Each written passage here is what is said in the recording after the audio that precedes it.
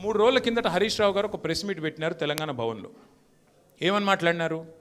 Singareni collieries ఏదైతే ఉన్నదో అక్కడ 1000 కోట్ల బొగ్గు కుంభకోణం జరిగింది. దానిలో ప్రధాన ముద్దాయి రేవంత్ రెడ్డి గారి బావమరిది సృజన్ రెడ్డి.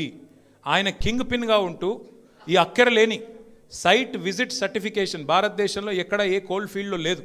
అదొక కండిషన్ పెట్టి, ఒక నిబంధన పెట్టి కాంట్రాక్టర్లను రింగు చేసి బెదిరించి ఫోన్ ద్వారా నేరుగా మాట్లాడి, నేను ముఖ్యమంత్రి బావమరిదిని మాట్లాడుతున్నా, మీరు టెండర్ వేయొద్దు, మీరు వేస్తా అని చెప్తే నేను సర్టిఫికెట్ ఇయనియా సింగరేణి నుంచి బెదిరించి ఈ మొత్తం స్కామ్ చేసింది రేవంత్ రెడ్డి గారి బావమరిది అని హరీష్ రావు గారు ఆధారాలతో సహా, ఎట్లా మా గవర్నమెంట్లో మైనస్ టెండర్లు పోతుండే, ఎట్లా కాంగ్రెస్ రాగానే ఈ నిబంధన పెట్టడం వల్ల +22% +14% టెండర్లు ఎట్లా పోతున్నాయి, ప్రజాధనం ఎట్లా కొల్లగొడుతున్నారు, సింగరేణితో ముఖ్యమంత్రి గారు ఎట్లా ఫుట్బాల్ ఆడుతున్నారు, సింగరేణి సంస్థని తన కామధేనువుగా ఎట్లా మార్చుకున్నారు, ఇవన్నీ వివరంగా చెప్పినారు.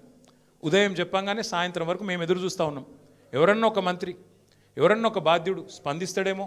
పోనీ కేంద్ర బొగ్గు శాఖ మంత్రి మన రాష్ట్రం నుంచే ఉన్నాడు కిషన్ రెడ్డి గారు, వారి ప్రభుత్వానికి కూడా సింగరేణిలో 49% వాటా ఉంది.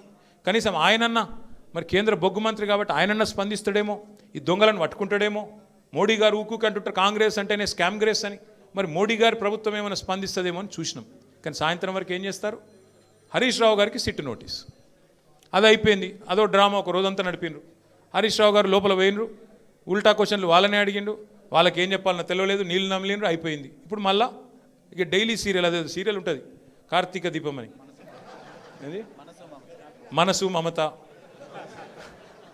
ఆ టైప్లో మళ్ళీ ఈరోజు నాకు, రేపు ఎల్లుండి ఇంకొకరికి. ఇది ఒక టైంపాస్ ప్రోగ్రాం తప్ప ఇలా అయ్యేది ఏమీ లేదు, వచ్చేది ఏమీ లేదు.